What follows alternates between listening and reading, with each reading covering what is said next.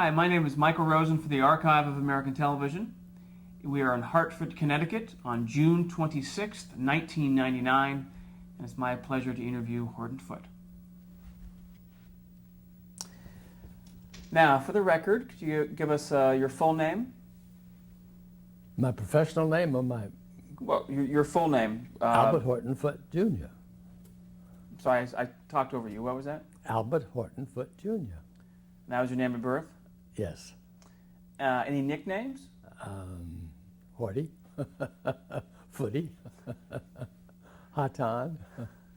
Any more? That's enough. And you're now known as? Horton, I hope. When were you born? March 14, 1916. And where were you born? Wharton, Texas. Tell us about growing up in Horton, Texas. Wharton, Texas. Horton. It's confusing, Horton from Wharton.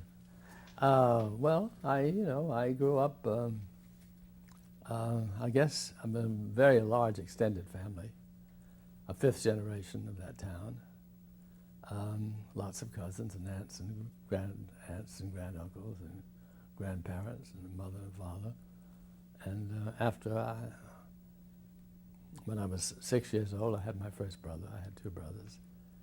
Very uneventful life, except that all of a sudden, when I was around 11 or 12, I decided I wanted to be an actor. I don't know why. It just came to me. And I was evidently determined, and it was a depression and not an easy time to do anything, but certainly not to send a child off to dramatic school. I wouldn't go to college. So I graduated from high school. I really was 15. I was 15. I graduated in May, and I was 15 all that semester until I hit March, my birthday, so I was the last 2 months 16. I often think about my parents. I think if my child or my children, I have 4, had said to me at 15, I'm not going to college, I want to go to dramatic school, I tied them to the bed. But they didn't, and they found a way to get me to. They wouldn't let me go to New York, to send me to Pasadena Playhouse. Well, stepping back here, did you watch movies? Did you watch theater? I guess I watch movies, although I can't tell you a single one. The only one I can really remember is one called Beau Geste with Gary Cooper, in which I was so moved by his devotion to his brothers. I hadn't been too kind to my brothers. They were much younger than I was. I ran home to the cotton fields, and they were playing with Tinker Toys, as I remember, and I embraced them and declared my undying love for them, and they thought I was crazy. But I remember some Clara Bow films, and I went to the movies, and I suppose I thought a lot about it, but I really from the start wanted to be in the theater, and why, I don't know. I had a teacher who came. She was just out of college, and I told her right smack off I wanted to be an actor, and she took it very seriously. And I've told this story so much, but I'll tell it again. It might illustrate something.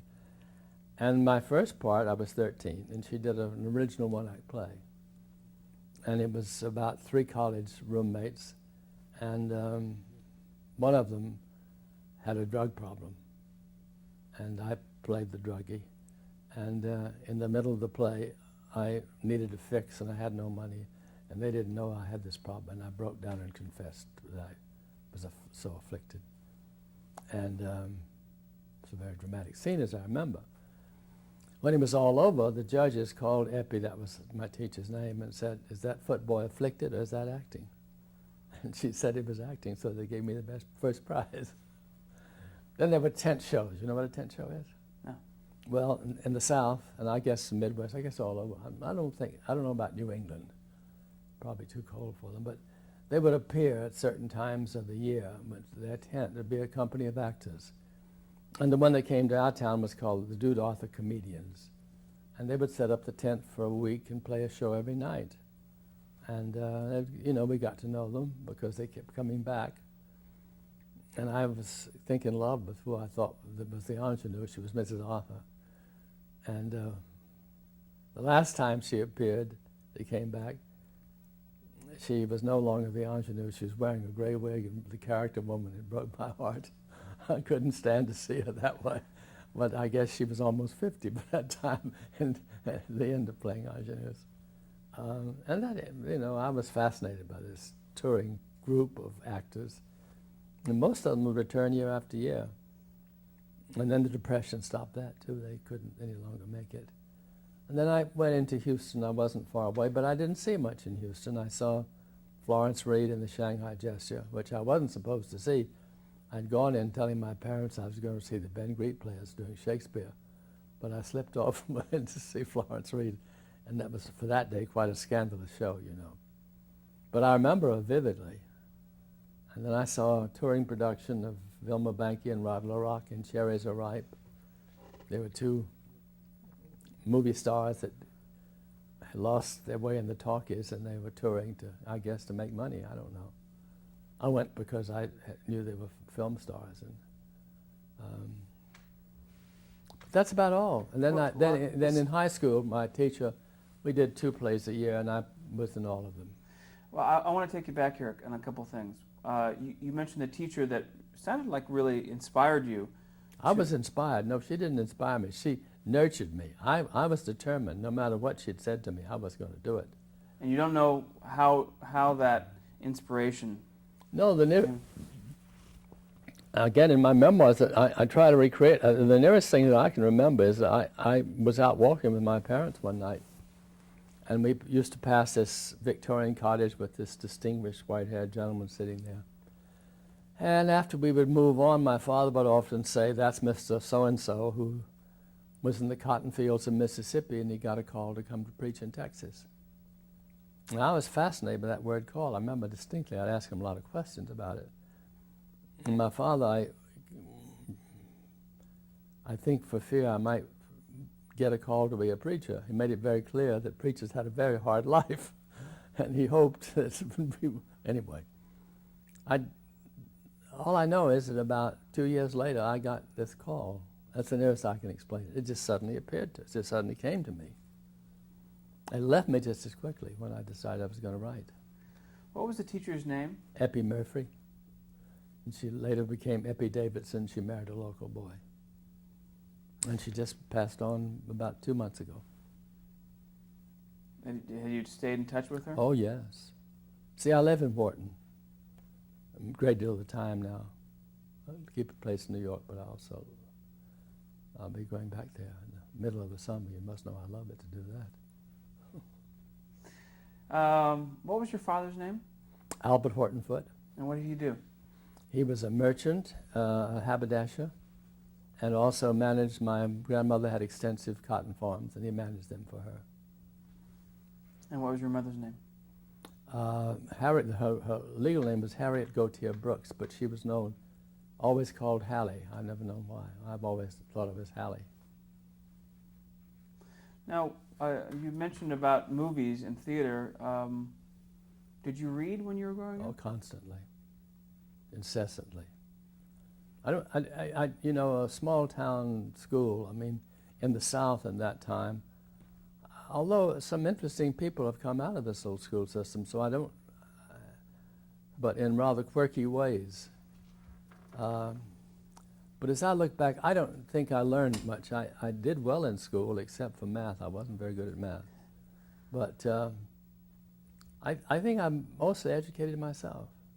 My parents allowed me at 12 to join the Book of the Month Club and Literary Guild.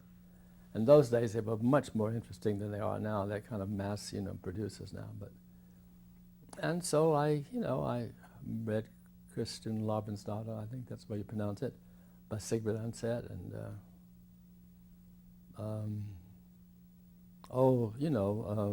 Willa Cather, Mark Twain, Dickens. All fiction. Yes, all fiction.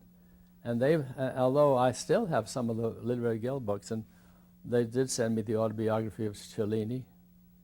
And one thing that was fascinating to me was they sent a thing called the London Omnibus, which was a collection of plays and essays and short stories by English writers. And I read Private Lives by Noel Coward for the first time there.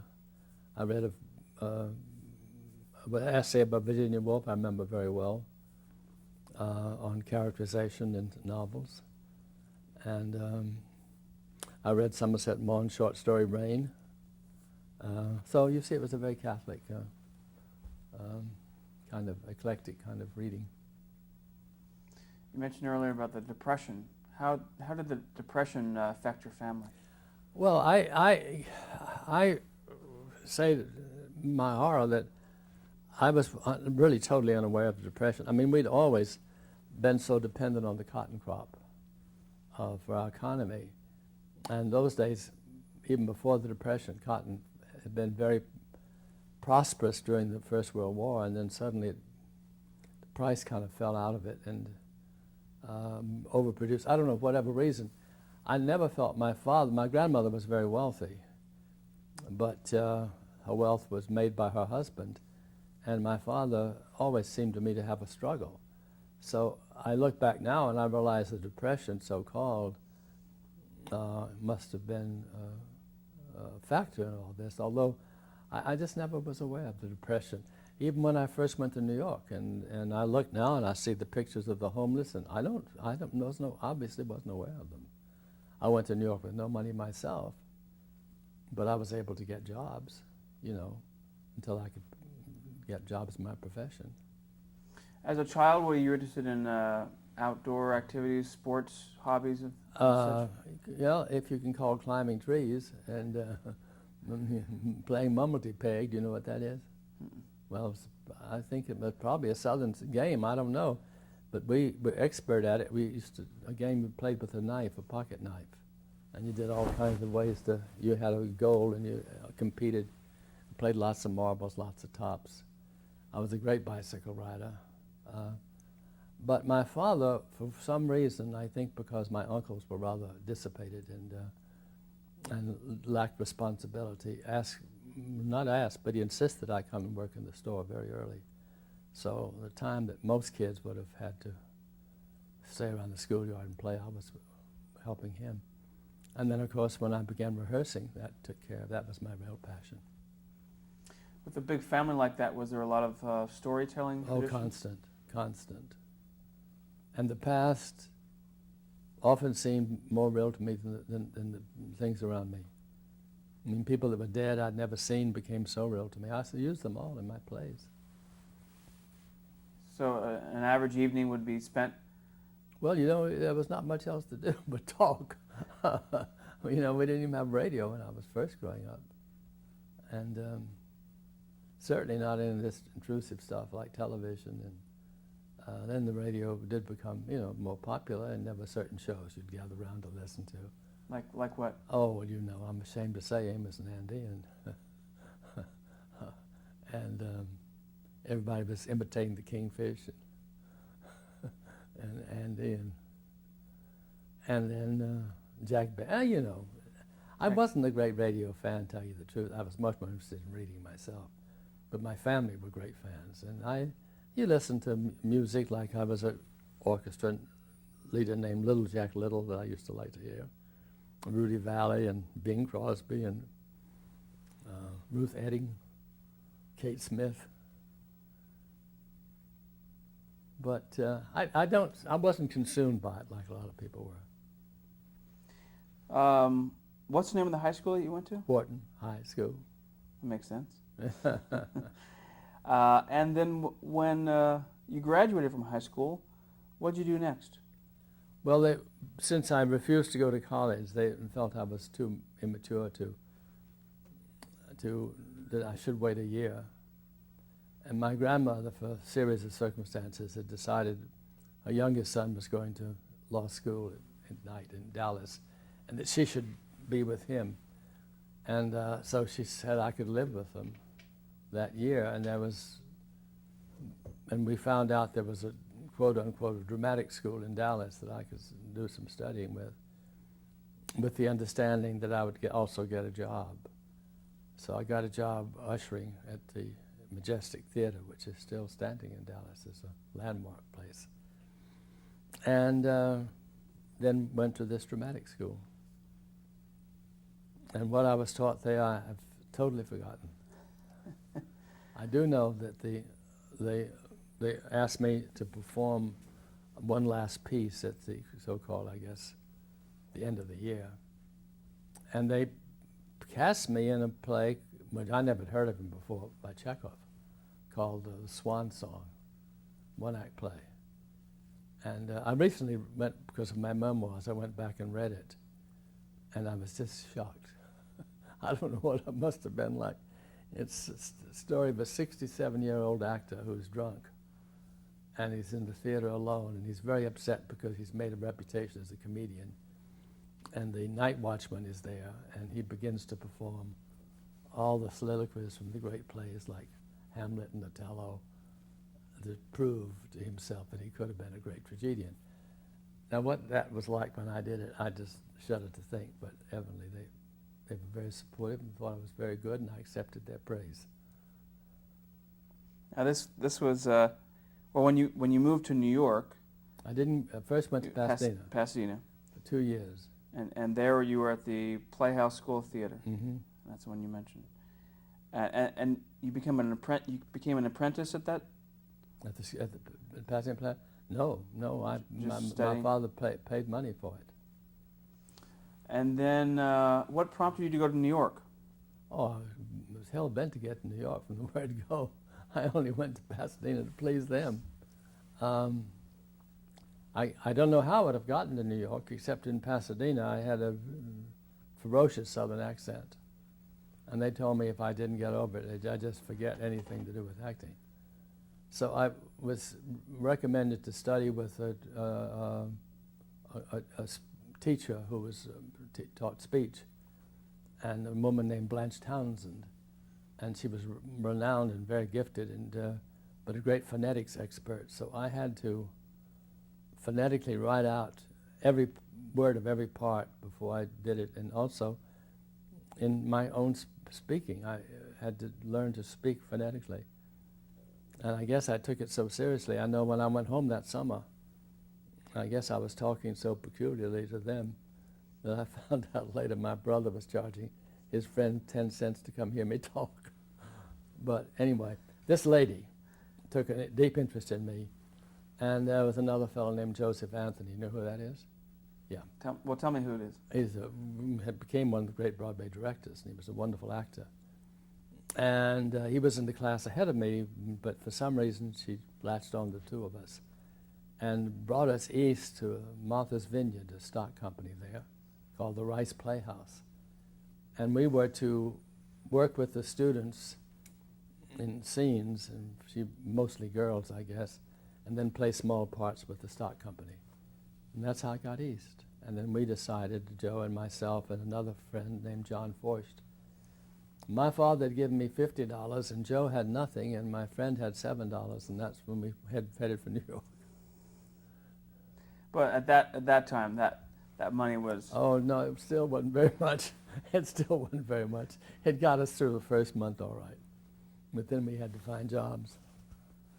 And what'd you do as far as a job is concerned? Well, fortunately, I can't remember how, but the Provincetown Playhouse was right across the street from where I was living. And I got a job working props at a revue called the Provincetown something or other revue. And I knew very little about all that, and I know there was a very famous club singer called Beatrice Kay in the revue, and she had a scene where she, I guess it was a kind of alcoholic stupor song, where she ended up by drinking a thing of brandy. And as the prop man, I made the tea, but no one told me that you had to redo tea every night. And so after 2 weeks of the same tea, there was a fly in it, and she went through the ceiling. I almost got fired, but I lasted out. Then I began getting jobs here and there. I was in I got a job in a commercial film, playing a waif of 15. A feature film? No, it was when I said advertising a product. They had a little story, and it was all, and there were two famous actors in it, one Paul Lazak and one Ernest Glendenning, so I thought, I'd arrived. I think I had about 3 days' work out of that, and made enough money to keep going for a while. I also finally had to do, when I wasn't working, I ushered. I was a busboy. I ran elevators. Had a series of jobs like that, when I wasn't working in the theater. Do you think those kind of jobs helps writers form characterizations and settings? Not me, because I, from the word go, and many people told me I was foolish, I was thinking always of Texas. It was just something that, I have a theory that, that you don't choose what you write about as much as it chooses you. And somehow this was the thing I wanted to write about. So I've never been able to write about New York, as though I've lived here so much of my life. Now, did you go to New York, or once you got there, did you study at any? Finally, yes, and that was another thing. So much of my life seems to have turned around unplanned events that I couldn't have foreseen or planned. I had known in California quite a wonderful woman, a great beauty, and she'd been in Max Reinhardt's The Miracle. She'd played, I forget what she'd played, but she was one of the great stars in it, named Rosamund Pinchot. And one day I just met her on the street again, and how we obviously had some relationship. I don't know how it was, but she said she was studying with the Russians and that she needed a scene partner, and that she would love to have me do it, and she'd pay my way. So I was delighted, and over I went, and we began working on a couple of scenes together. Then she got a job in a movie, but the Russians just said, stay on, and they gave me a scholarship. At what school? It was called the Dekhanova School of Dramatic Art. But there were three teachers there. Tamara Dekhanova, who was the star of the show of Cerie, which was Belyev's great review that had come out of the art theater, and Vera Solovyova, who had been not only in the art theater but in the first studio, and then had come to America as Michael Chekhov's leading lady, and Andriy Stalinsky, who was her husband and had also come over with Michael Chekhov and had been in the art theater. So whatever I learned about playwriting, I think I learned from them, besides acting, because they had a wonderful sense of the structure of plays, and they had enormous respect for plays, and they imbued their actors with this respect. And in working on a part, in the, I hate to call it the method, because it really isn't a method, because the method is the American variation of this. The Stanislavski system, I guess you might call it.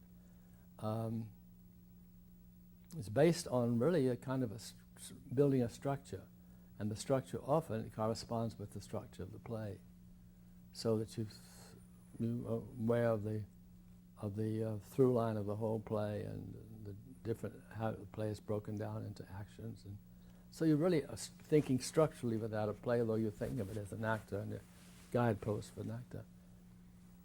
So when I began to write, that was of enormous help to me.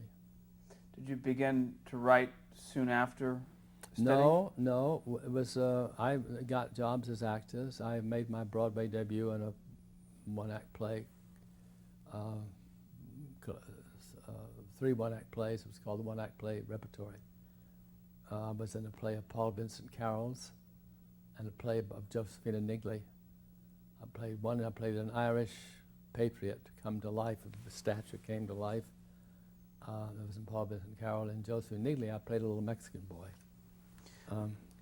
Then I was in the World's Fair in the show called Railroads on Parade.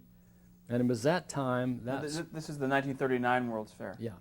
In New York, Flushing Meadows. Yeah. And in that, the company was... We'd started a little company called the American Actors Company with Mildred Donnick and Joseph Anthony and Mary Hunter Wolfe. And coming around the company, although they weren't necessarily members, but working with us was Agnes DeMille and Jerry Robbins and Valerie Bettis and just a whole lot of people. But because we were doing plays about America, we were used to do improvisations to kind of help other people understand our sections of the country.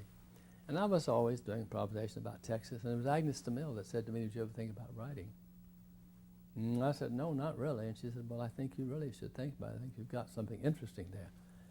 So I wrote a one-act play called Wharton Dance, and I, with the lead myself, and we performed it, and Robert Coleman, I think it was, who was then critic for Daily Mirror, came down and loved the play and loved my performance. So I thought, well, this is how I'm going to do it. I'm going to write plays for myself, and you know. So I was in. Well, I want to stop you there and go back, because that premiered in 1940, correct? Wharton Dance? Yes. No, I think early in 1940. So when was Texas Town? 1941. Texas Town was in 41, the spring. Okay, then it was 40. I have actually the fall of 1940, the Wharton Dance premiered. Well, you may be right. I only know but the World's Fair was 1939, 1940, so I was in both sessions of it. So let's go back to real quickly to the World's Fair. This was a performance that was for the attendees of the fair. No, it was for anybody that came. Yeah, there was a show called Railroads on Parade. Right. It was a big big spectacle, really. I'd also been in Reinhardt's The Eternal Road, which was another big spectacle. And Lorenzo as well. Lorenzo and Fifth Column. Oh yeah, oh, my goodness, you know everything. I've forgotten about that. Well, that was a play that Lee Strasberg directed for the Theatre Guild. Now, I only went out on the road with that because they wrote out my part, so I didn't come into New York with it.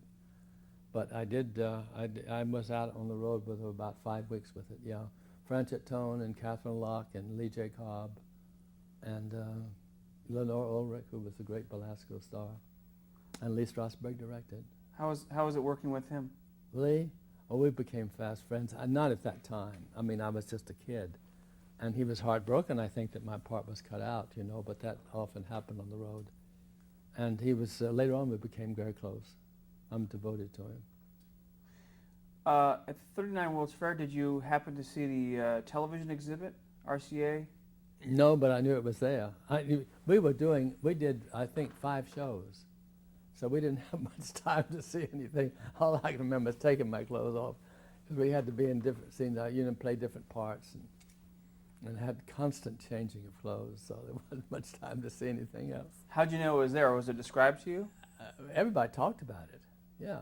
I think by that time I know it, by that time I'd done this thing I was telling you about, which I'd done a one-act play of Zona Gales called Neighbors, I think it was called. And the company had rehearsed it, and I think it was NBC who was then experimenting. They hired us to do the play. And on television? On television. And the camera was stationary, that I remember. And we had to learn our marks, so that when we made an entrance, we had to go exactly to where the mark was, which was very nerve-wracking. And then the camera couldn't move, so you had to do all the movements in relationship to a static camera. I remember that vividly.